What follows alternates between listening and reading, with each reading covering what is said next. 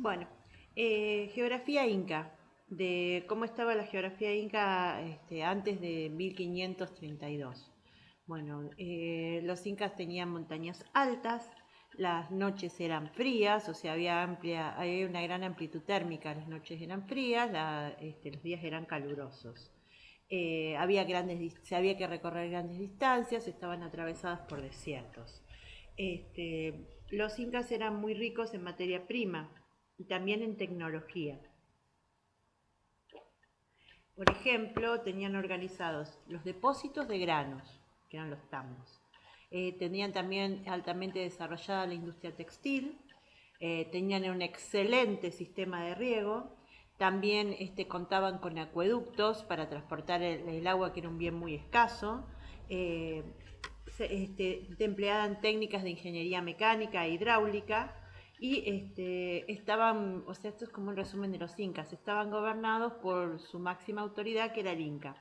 La población era muy numerosa, y la población más numerosa se alojaba en las costas del lago Titicaca. Ahí había sistemas de chinampas. Bueno, la puna andina. La puna andina se trataba de praderas tropicales, eh, eran praderas tropicales, pero eran frías y altas, porque bueno, era el altiplano, ¿no? Eh, y que fueron estas praderas frías y altas tropicales, o sea, con un clima específico, fueron cultivadas durante milenios. Pero ¿qué pasa? En estas praderas tropicales fueron cultivadas durante milenios antes de que se talaran todos los árboles. Eh, y la mayoría, esta puna andina que fue cultivada durante milenios, la mayoría de las culturas preincaicas vivieron allí, o sea, antes de que vinieran los incas. Bien.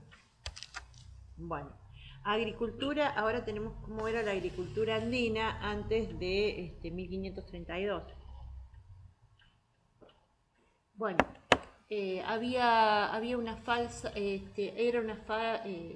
una fácil adaptación de los cultivos, o sea, la tierra había sido muy fertilizada durante milenios, entonces, bueno, se pudo producir cebada, se pudo producir maíz, uva, plátanos, cañas de azúcar.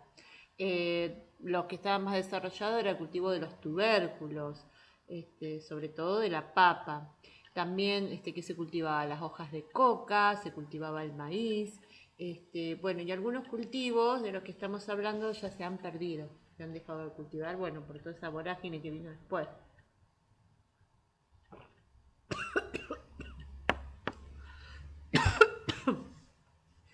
También es bueno anunciar que hubo hambrunas a causa de cambios climáticos. Se produjeron cambios climáticos y eso trajo como consecuencia hambrunas. Este, y bueno, ¿qué pasa?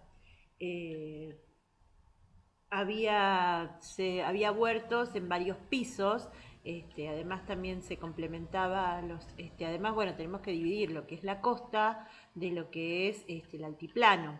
En la costa había gran abundancia de pesca y en el altiplano estaban estos cultivos en terraza que se cultivaban en distintos pisos ecológicos. Se cultivaban y se cosechaban en distintos pisos ecológicos. Y los pisos ecológicos que se iban aprovechando cada vez eran más altos y más lejanos.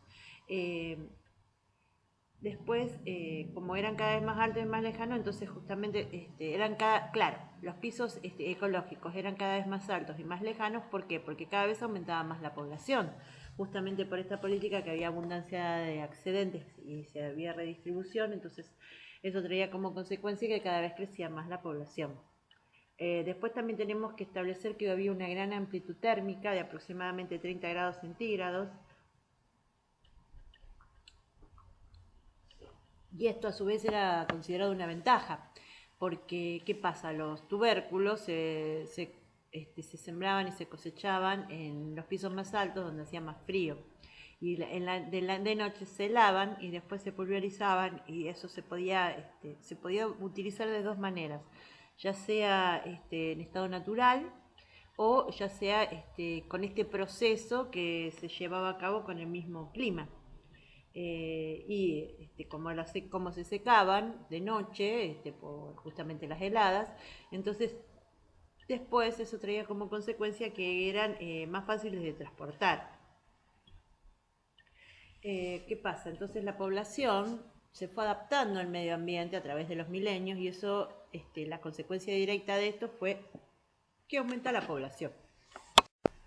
Bueno, ahora en el mismo apunte habla de lo que es el trabajo de la tierra a gran altura. Los pueblos principales se encontraban a menos de 3.000 metros. Eh, entonces, bueno, estaban cerca de un tinku, que era un lugar de encuentro ecológico. El lugar de encuentro ecológico era donde era el límite entre el maíz y en los tubérculos. Bueno, se encontraban, o sea, estaban las poblaciones y se encontraban a un paso de medio día de distancia aproximadamente. Estos eran, digamos, los principales asentamientos que estaban a menos de 3.000 metros y estaban cerca de un centro de encuentro ecológico. Después había otros asentamientos que estaban entre 3.500 y 4.000 y 3.800 metros. En ese lugar, entre los 3.500 y 3.800 metros, estaban los rebaños de camélidos. Igualmente, estos pueblos necesitaban el maíz para el alimento y para el rito, y que se cultivaba en parcelas, situadas a varios días del centro principal. Bueno, entonces, unos estaban a mediodía, otros cuando estaban un poco más altos también necesitaban eran asentamientos y necesitaban alimentarse, entonces si bien pastaban, lo usaban como pastoreo de camélidos, también necesitaban el maíz y los tubérculos y esos se encontraban a varios días de distancia, bueno, y había que mandar gente para que lo hiciera. Bueno, esto era lo que se llamaba el sistema de archipiélago. Envío de gente a muchos días de distancia, enviaban gente a muchos días de distancia para que cultivaran el maíz y tuvieran acceso a distintos microclimas en tiempos de paz. Bueno, entonces tuvieran acceso a muchos microclimas. Bueno, esto ocurría, o sea, que se enviaba gente a cultivar el maíz en los distintos microclimas, se hacía en tiempos de paz donde también había que proteger a la carga. Una isla podía ser ocupada entonces, que se mandaban a islas ecológicas. Estas islas ecológicas eran un sistema de archipiélagos. ¿Qué era la isla ecológica? Bueno, la isla ecológica era un sistema donde una isla podía ser ocupada por varios grupos étnicos y esto ocasionaba tensiones, claro, porque había varios grupos étnicos que, por ejemplo, eran pastores de camélidos y no tenían cómo acceder al maíz. Entonces, bueno, tenían que trasladarse a varios días de distancia para poder ir a estas archipiélagos, a estas islas ecológicas donde había diversidad de microclimas para poder abastecerse de lo que necesitaban. Pero ¿qué pasa? Ese microclima, ese archipiélago podía ser ocupado por varios grupos étnicos. Entonces esto era lo que traía como consecuencia la guerra, ¿no? Porque había muchas tensiones y hegemonías de unos grupos sobre otros.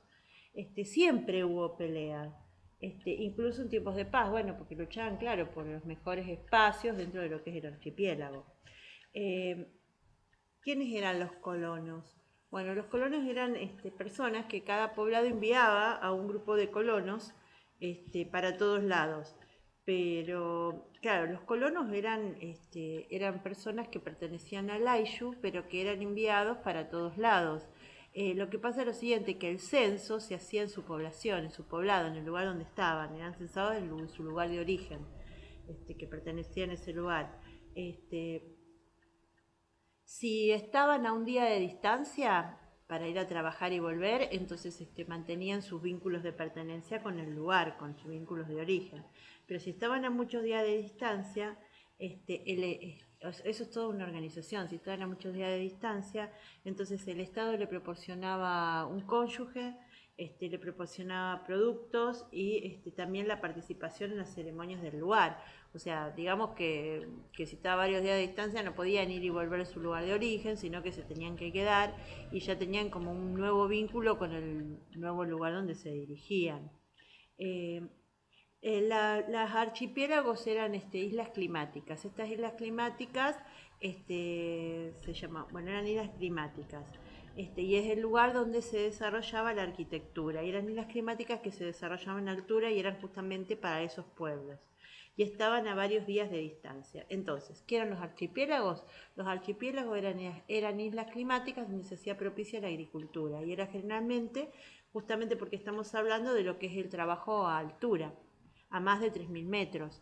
Estaban a varios días de distancia y ahí es donde se podían cultivar la papa y el maíz, que era la base de la alimentación. Bueno, se producían desplazamientos. Después también lo que tenemos, que también se ha investigado, son las caravanas. Se producían desplazamientos en caravanas. O sea, eran varias personas que se desplazaban de un piso a otro a través de la cordillera. Entonces las caravanas eran varias personas que se desplazaban de un piso a otro justamente para abastecerse a través de la cordillera. Mitamac eran los Mitamac eran los cultivos de las tierras altas. Los tubérculos, que eran entonces los Mitamac. Los Mitamac eran los desplazamientos. Entonces, ¿qué eran los Mitamac? Bueno, Mitamac eran los desplazamientos de un lugar a otro de la cordillera, de grupos numerosos de gente con el fin de cultivos. O sea, iban de una isla ecológica, de un archipiélago a otro. Los cultivos de altura eran los tubérculos. Los cultivos de las tierras medias eran el maíz y la carne. Las islas de colonos, tenemos artesanos, ceramistas, metalúrgicos, una modificación cualitativa al sistema. Bueno, después, entonces acá lo que tenemos es lo siguiente, que claro, porque acá estamos hablando todo de cultivos, del trabajo en las tierras altas a gran altura. Entonces, hasta los 3.000 metros había maíz. De 3.500 a 3.800 podía llegar a haber tubérculos, pero era más de camélidos. Entonces, ¿qué pasa?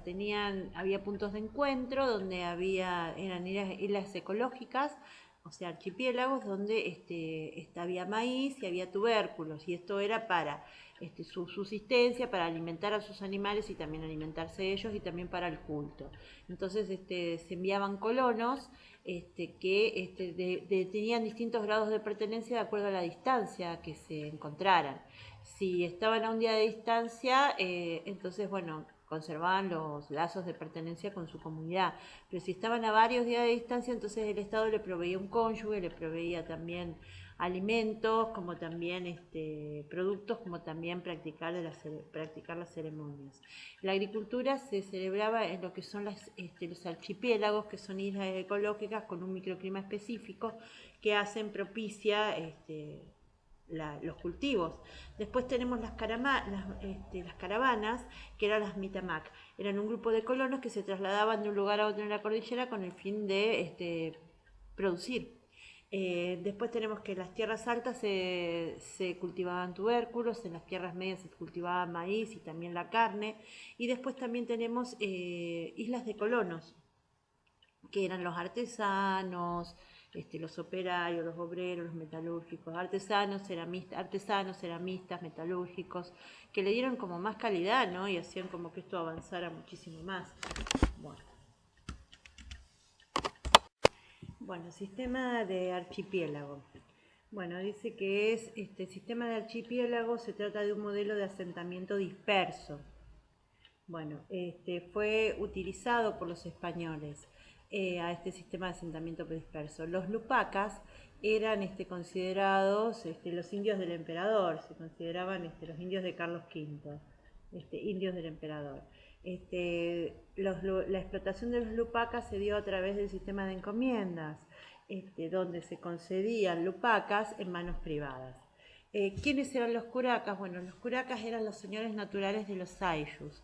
Y una vez, luego de 1532, con la conquista española del Imperio Incaico, pasan a ser los que controlan el pago de los impuestos, el pago de tributos para España. La administración incaica crece de manera exponencial. Entonces, cuando se enviaban colonos a distintos lugares, como justamente para proveerse de alimentos, se enviaban colonos a distintos lugares y con distintas tareas. ¿Qué pasa? A veces estaban a 15, 20, 30 días de distancia de su tierra natal. Entonces, bueno, justamente lo que se viene a cuestionar es ese sistema de censos y de control demográfico, porque se considera que es un control ficticio, bueno, porque ya de la cantidad de población que había y las grandes distancias, este sistema se les escapa de las manos. Bueno, después, utilización de la mitad. La mitad eran las caravanas de colonos que trasladaban de un lugar a otro con fines diversos. Bueno, entonces, ¿qué pasa?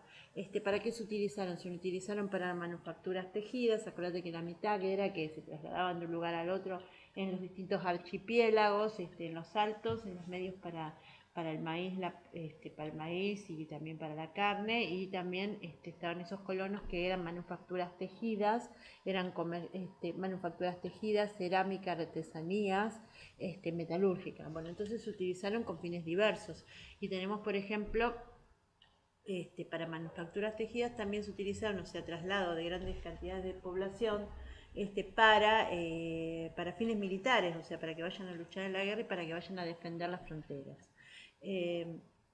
Bueno, estas formas de establecimiento, porque se establecían en islas ecológicas justamente es una forma de establecimiento que eran anteriores a los incas y eran, estas formas de establecimiento eran por los pueblos originarios anteriores a los incas. ¿Y quiénes eran los señores naturales? Eran los linajes, que eran los que se encargaban de la explotación de la tierra. Bueno, después tenemos lo que dice otro título que dice poblaciones anteriores al Tihuantisuyo, los horizontes. Bueno, el periodo de los horizontes dice que las autoridades centrales podían controlar tanto en las tierras altas como en las costeras, o sea, porque eso era una diversidad, ¿no? Y decía que había influencias, o sea, en las distintas zonas, en los distintos horizontes antiguos había influencias de una zona sobre la otra, pero no era una relación de dominación. Eso es importante. Después tenemos el horizonte medio, que es entre el 500 y el 1000 después de Cristo. Bueno, el horizonte medio entre el 500 y el 1000 después de Cristo, que bueno, que había había urbanismo, ya se había empezado a desarrollar el urbanismo y también relaciones de tipo militar. En cuanto a la costa, en la costa había integración regional y había una influencia mutua entre las tierras altas y las costas. Porque había una interdependencia porque las tierras altas necesitaban de la pesca que se hacía en las costas. Y bueno, y después estos pueblos, o sea, por eso los incas no inventaron nada, ya estaba todo. Estos pueblos tenían una gran habilidad para llevar agua de unas zonas a las otras, a través de un montón a ver, ¿cómo explicarlo? A través de una habilidad para llevar a través de canales que provenientes de agua de los glaciares, o sea, llevaban aguas de un lugar a otro a través de canales. Las aguas las sacaban de las tierras altas donde había glaciares y los desviaban a través de los acueductos para llevar agua al desierto para que esas zonas fueran cultivables. Entonces, de esta manera, al haber más alimentos, se va expandiendo la población y el Tihuantisuyo también. Tihuantisuyo va absorbiendo los gobiernos locales. Y esto es importante porque no hubo problemas entre unos y otros porque los señores locales, las tribus locales ya estaban acostumbrados a un sistema jerárquico, o sea, un gobierno indirecto, ya estaban acostumbrados. Entonces ellos continuaban con la misma administración, que se administraban a través de los curacas. Bueno, después tenemos un periodo intermedio que es reciente y ese es el periodo de los soldados. Bueno, después tenemos lo que dice otro título que dice poblaciones anteriores al Tihuantisuyo, los horizontes. Bueno, el periodo de los horizontes dice que las autoridades centrales podían controlar tanto en las tierras altas como en las costeras, o sea, porque eso era una diversidad, ¿no? Y decía que había influencias, o sea, en las distintas zonas, en los distintos horizontes antiguos había influencias de una zona sobre la otra, pero no era una relación de dominación. Eso es importante. Después tenemos el horizonte medio, que es entre el 500 y el 1000 después de Cristo. Este, bueno, el horizonte medio entre el 500 y el 1000 después de Cristo, que bueno, que había había urbanismo, ya se había empezado a desarrollar el urbanismo y también relaciones de tipo militar. En cuanto a la costa, en la costa había integración regional y había una influencia mutua entre las tierras altas y las costas.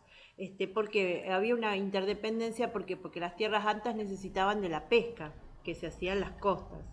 Eh, y bueno, y después estos pueblos, o sea, por eso los incas no inventaron nada, ya estaba todo. Estos pueblos tenían una gran habilidad para llevar agua de unas zonas a las otras a través de un montón a ver, ¿cómo explicarlo? A través de una habilidad para llevar a través de canales que provenían, provenientes de agua de los glaciares, o sea, llevaban agua de un lugar a otro a través de canales. Las aguas las sacaban de las tierras altas donde había glaciares y los derivaban, los desviaban a través de los acueductos para llevar agua al desierto para que esas zonas fueran cultivables. Entonces, de esta manera, al haber más alimentos, se va expandiendo la población y el Tahuantinsuyo también. Este Tahuantinsuyo va absorbiendo los gobiernos locales. Este, y esto es importante porque no hubo problemas entre unos y otros porque los señores locales, las tribus locales ya estaban acostumbrados a un sistema jerárquico, o sea, un gobierno indirecto, ya estaban acostumbrados. Entonces ellos continuaban con la misma administración, que se administraban a través de los curacas. Bueno, después tenemos un periodo intermedio que es reciente y ese es el periodo de los soldados.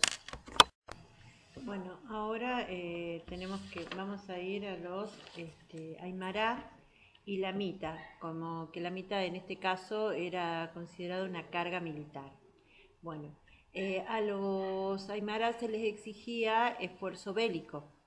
En cada Ayllu, el curaca, que era el señor, llevaba a su grupo al servicio de las armas, que era exigido por los incas, pero además seguían prestando tareas en el Cusco.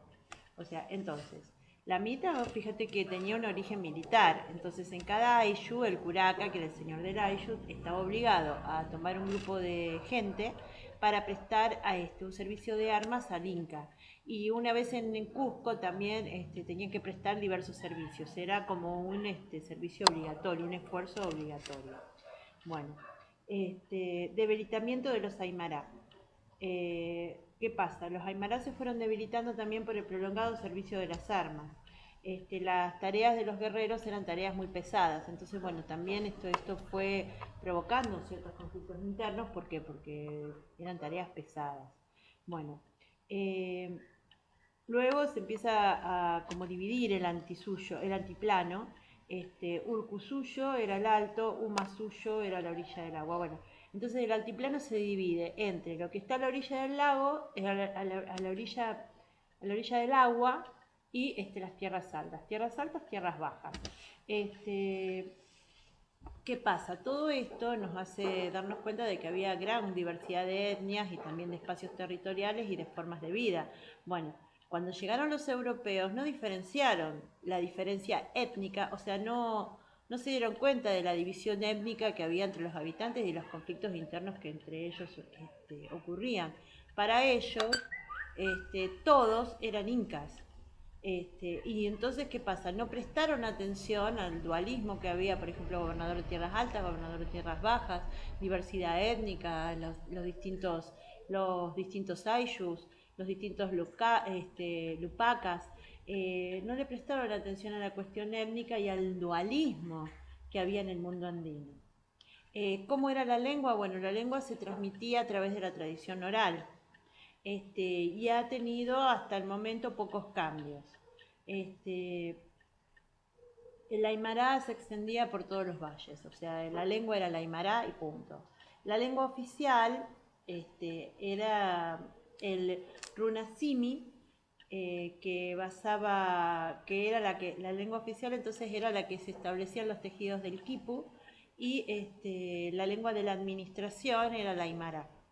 Que el aymara es distinto que el quechua, porque el quechua era el idioma del imperio, desde el Ecuador, los Andes y hasta Tucumán. Entonces, la lengua de la administración, la lengua oficial era la que se establecía en el quipu, y la lengua de la administración era la aymara. La lengua del imperio era el quichua, pero el quichua y el aymara son diferentes. Bueno, ahí estamos. Bueno, vamos ahora a otro apartado que dice el Cusco. Bueno, en el siglo XV el Cusco era la metrópoli, era la ciudad, era la capital del Tihuantizuyo, porque era el centro administrativo y ceremonial. Este, cientos de sacerdotes, o sea, todo estaba en función de la economía, porque cientos de sacerdotes diariamente describían los movimientos del sol. De Cusco partían todos los caminos, había una red de caminos de 20.000 kilómetros. Y estos caminos estaban interconectados. A eso se le denominó el camino del Inca. El calendario era de piedra, por eso este calendario fue perecedero. O sea, ¿tenían calendario inca? Sí, pero era de piedra, por eso pereció con el tiempo. Y se inscribían en ese calendario todas las observaciones que hacían del sol los sacerdotes. Otra de las particularidades que tiene es que durante las fiestas religiosas no debía haber extranjeros en el Cusco. Vivían muchos grupos étnicos, pero bueno, entonces son datos, vivían muchos grupos étnicos, pero no se saben con certeza cuántos eran. Los señores étnicos estaban en cada región con sus servidores, con sus servidumbres, enviadas desde Cusco. No eran jefes naturales porque el linaje real se agotó. Bueno, eso era otra cosa, otra cosa que también tenemos que diferenciar, que antes de los incas, o sea, por ejemplo, los lupacas o los aymará, o los grupos étnicos que existían antes, ¿qué pasa? Tenían su señor que eran de linajes naturales, pero esos linajes naturales se fueron agotando, se fueron desintegrando. Entonces, ¿qué pasa? Había diversidad de grupos étnicos y esta gente que residía en el Cusco eran enviados a las distintas regiones como para presidirlas.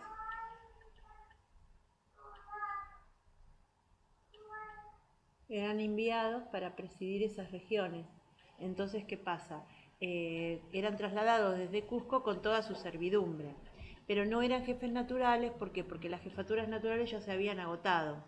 Entonces, ¿qué pasa? Se puso al frente de cada población, de cada lugar, de cada colonia, de cada ello, se puso al frente a gente de confianza. Y que esta gente de confianza se trasladaban desde el Cusco y eran los administradores regionales. O sea que no todos los gobernadores eran incas, había muchos que eran de grupos étnicos.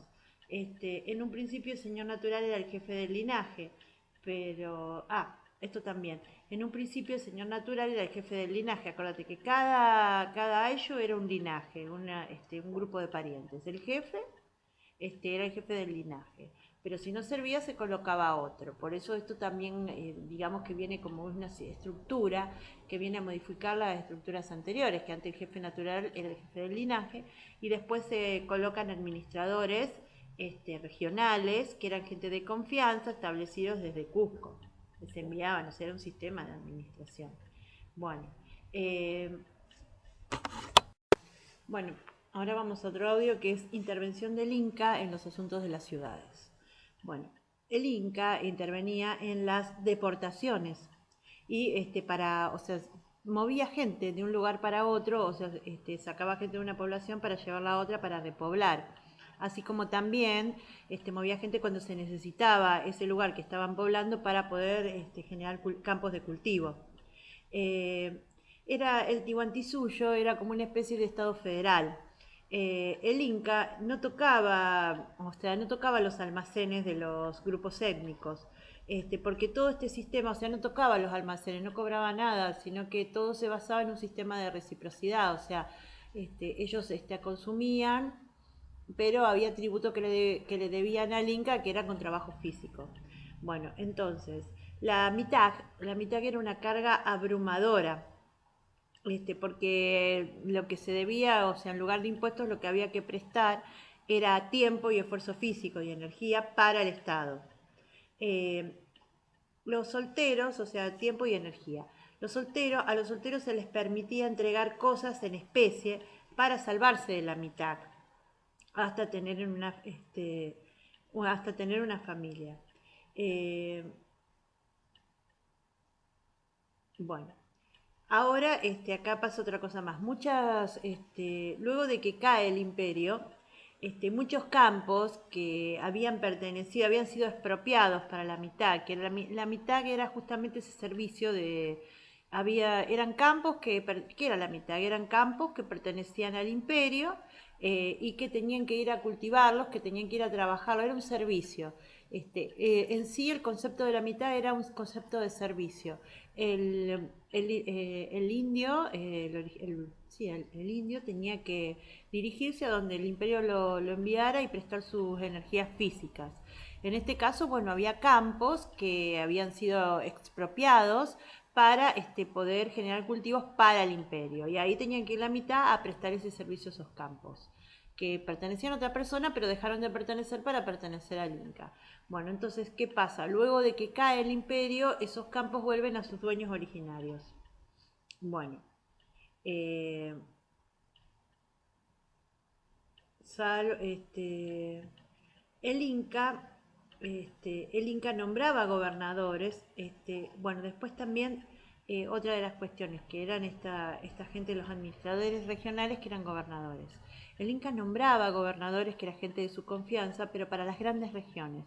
Para las regiones más pequeñas, no se metía en los asuntos personales, no se metían en las reyertas, en los problemas de ellos, se dejaba que ellos se autogobiernen, salvo que sean cuestiones capitales. Bueno, que eran justamente los hechos de sangre que eran juzgados por el Inca. Los hechos de sangre eran juzgados por el Inca y por el señor del lugar. ¿Cómo era el juicio? Bueno, primero se le daba audiencia al infractor, se le oía al infractor, y en caso de muerte se lo condenaba a alimentar, a la viuda y a sus hijos. Se los azotaba, pero no se los mataba. Entonces, en penas capitales, ¿cómo era? Era un juicio. Intervenía el Inca, como también intervenía el señor del lugar. Se lo escuchaba y después de darle audiencia, se lo condenaba. Y la condena era mantener de por vida a la viuda y a los hijos, y se lo azotaba, pero no se lo mataba, o sea, no había una pena capital. Bueno, ¿quiénes eran los órganos de control? Porque sí, tenían, para las distintas poblaciones había un órgano de control. El órgano de control se llamaban los orejudos, que eran inspectores que que viajaban por el imperio y hacían viajes cada 6 meses. USNU, la USNU era la asamblea, que era un sitio establecido a lo largo del Camino Real donde se realizaban reuniones políticas. Bueno, entonces, los orejones eran el órgano de control. La USNU era una asamblea, eran distintas asambleas que se iban celebrando con motivos políticos a lo largo del Camino Real. ¿Y dónde se construían los USNUs, estas asambleas? Se construían cerca de los centros urbanos, o sea, de los centros más poblados. Y allí, en los USNUs, se decidía sobre las políticas de la mitad. La mitad era entonces ese servicio obligatorio que era traslado de poblaciones enteras. También era toda una política, porque también era de deportación, de repoblamiento, utilización de tierras. Y se juzgaba la capacidad de la autoridad étnica para movilizar y distribuir trabajadores, porque en sí era todo un sistema de movilización. Entonces en los USNUs eran asambleas, las asambleas se construían a lo largo del Camino Real, cerca de los centros urbanos, se tomaban decisiones políticas, y las decisiones políticas que se tomaban eran justamente políticas de la mitad, de cómo se iba a distribuir esa población y si los jefes de cada una de esas poblaciones eran idóneos para poder tomar semejantes decisiones. Bueno, ¿Qué es la mitad? Entonces, para poder volverlo a decir, es un trabajo, es una prestación, es un trabajo forzoso, una prestación de energía y de tiempo para el imperio, este, debido al imperio. Eh, no había obligación de dar tributo, sino de prestar la mitad, salvo para los solteros que podían prestar tributo a cambio de la mitad, que era un trabajo muy forzoso. Los europeos, además de ese trabajo personal, que era la mitad, exigían prestaciones en especie. Entonces entonces, ¿qué pasa? Exigían no solamente la mitad, que era el servicio personal, sino también prestaciones en especie. Entonces tenían que entregarles aves del corral, tenían alimentos exóticos, prendas de vestir, hojas de coca, o sea, todo lo que tuvieran se lo sacaban. Así como una depredadores. La rápida expansión del Tihuantinsuyo, el año 1500. En menos de un siglo se expande todo el imperio. Hubo importantes cambios de tipo organizativo, bueno, porque era mucho lo que había que organizar, ¿no? Se establece una amplia red de mercados eh, y al extenderse tanto, se hizo. Claro, porque acá lo que tenía es lo siguiente, que había antes existía lo que es la complementariedad ecológica. O sea, una familia tenía, por ejemplo, carne, porque vivía en el altiplano a más de 3.800 metros, entonces tenía camélidos, pero no tenía maíz. Entonces, bueno, a esa persona se le concedía el derecho de enviar colonos para poder cosechar maíz, mandioca, papas, o sea, había una complementariedad ecológica que, bueno, pero ¿qué pasa? Al expandirse tanto el imperio, eso se hizo más difícil, la complementariedad ecológica. Este, ¿Qué pasa? Después otra de las cuestiones también es la siguiente, que los ejércitos ¿cómo se formaban? Se formaban a través de la mitad. La mitad también era un servicio de prestación personal, o sea, de prestación física, energía, tiempo, y conformaban ejércitos que enviaban todos al Cusco. Y estos ejércitos a su vez los enviaban a distintos lugares del imperio. Pero ¿qué pasa? Como se había expandido tanto, entonces y había tanta diversidad ecológica, había mucha gente que no estaban acostumbrados a zonas pantanosas, lluviosas, calurosas, porque venían de otros climas. Este, entonces, y ahí, por ejemplo, no se podía, en esas zonas pantanosas y calurosas, no se podía hacer el proceso, por ejemplo, de la papa, de helarla y para una mayor, que se pulverizaba, para un mayor transporte, ni tampoco se podía procesar ni conservar los alimentos, justamente se podría muy rápido porque eran zonas lluviosas o pantanosas. Le costaba mucho adaptarse. Este, entonces, ¿qué pasa? El modelo del archipiélago se pudo aplicar cuando el imperio era más pequeño y había un mayor control y había más cercanía, pero al expandirse de tal manera en esos 100 años fue mucho más difícil aplicar ese modelo del archipiélago. Este, a ver, bueno, después había comercio, había comercios paralelos, o sea, un comercio paralelo entre los distintos jefes de las etnias, comerciaban entre ellos, hojas de coca y objetos suntuosos. Las nuevas distancias hicieron imposibles que los mitamac ejerciesen su derecho de archipiélago en su unidad de origen. El censo, bueno, entonces, las grandes distancias, acá lo que hay que decir es que las grandes distancias volvieron obsoleto el censo, porque bueno, no se podía censar cuántos pertenecían a cada población porque se tenían que trasladar muchos días de distancia. Eh, y las personas, eso ya lo habíamos dicho, las personas que vivían lejos de su lugar de origen tenían privilegios, o sea, le daban un cónyuge, le daban productos, le dejaban oficiar este culto. Bueno, entre 1549 y 1562 los campesinos recuperaron todos los campos que habían sido expropiados por los incas para la mitamac. Bueno, eso también. También tenemos que decir de que después de la conquista, entre 1549, o sea, ya cuando estaban asentados los españoles en 1562, muchos pueblos originarios, mucho linaje originario recuperaron los campos que habían sido expropiados para la mitamar.